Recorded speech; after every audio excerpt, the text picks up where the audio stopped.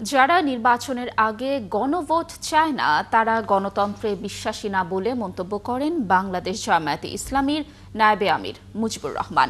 তিনি বলেন, গণভোট ও জাতীয় নির্বাচন একই দিনে হলে গণভোটের কোনো মূল্য থাকবে না বলেও মন্তব্য তার।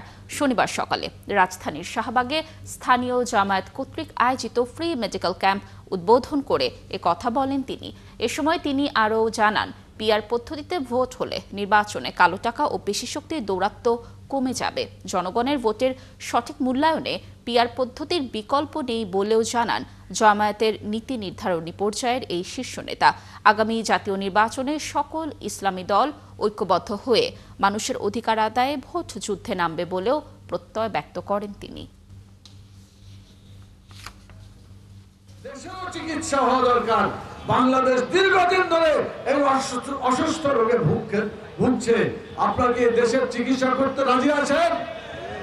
দেশের চিকিৎসা হলে জনগণের চিকিৎসা হবে অটোমেটিক ইনশাআল্লাহ। আমরা দেখছি 54 বছরের ইতিহাসে এখানে সত্যিকার মানুষ তার অধিকার ফিরে পায় নাই।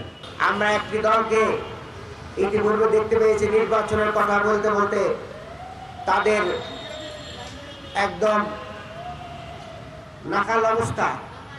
সেই দল আবার এখন নতুন ষড়যন্ত্র করছে, জুলাই সনদের আইনি ভিত্তি নিয়ে ষড়যন্ত্র করছে, গণভোট নিয়ে ষড়যন্ত্র করছে। কোন ষড়যন্ত্র কাজে লাগবে না, জনগণ এগুলোকে রুখে দেবে ইনশাআল্লাহ।